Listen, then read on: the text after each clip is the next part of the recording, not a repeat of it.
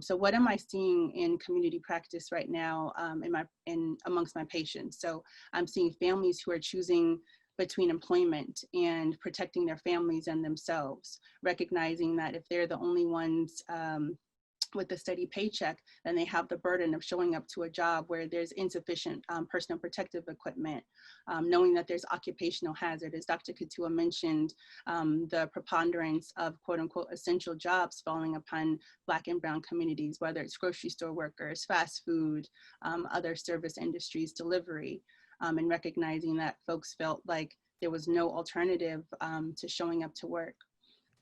Thinking about families that I've worked with who have multi-generational households and relying on the elders in their family for childcare, and knowing that there's going to be some level of exposure potentially as other adults show up to work and then potentially bring coronavirus back home, and knowing that there's going to be increased risk of infection and mortality to elders.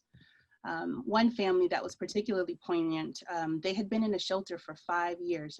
They currently still live in a shelter actually, and they had finally just had a voucher come through where they would be able to use to get more permanent housing. However, the pandemic hit, which meant that they were not able to look at permanent housing options because viewing was unpaused because of the pandemic, meaning that they were forced to remain in their shelter housing for an indefinite amount of time.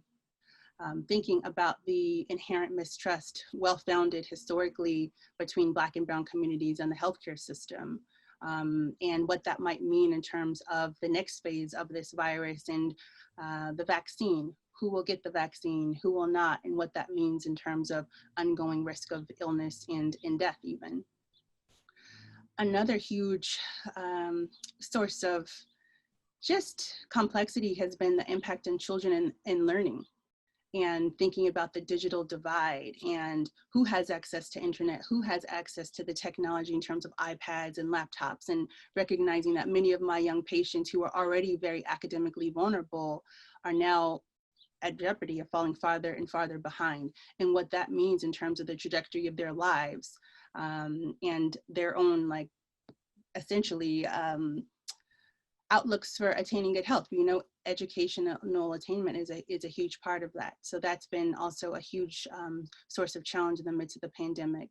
Food insecurity has also been huge. Many of the patients I serve already were struggling and on the brink of food insecurity, and then having the safety net of school nutrition kind of yanked out. Although many schools have stepped up in more creative ways to ensure that families have access, that has been a huge challenge for many families with really no end in sight as unemployment rates continue to increase in the light of the pandemic. And then lastly, the huge psychological toll, which in many ways is another pandemic in and of itself. A recent Washington Post poll I saw noted that 31% of Black Americans personally knew someone who had died from COVID-19 versus just 9% of white Americans. So just that psychological toll and sense of sadness and burden is a whole nother level in terms of toll of this pandemic on the families that I'm personally serving. And so when we hear about the higher rates of infection and serious illness and death from COVID-19 amongst Black Americans, we have to interpret it through this lens of the social determinants. And all too often we do see that the individual person being, fully in charge and autonomous of their health and wellness, that narrative is completely outdated and wrong. And we really need to be interpreting what we're seeing in terms of the differential effect of COVID-19 through these social determinants that both Dr. Katua and I have spoken about.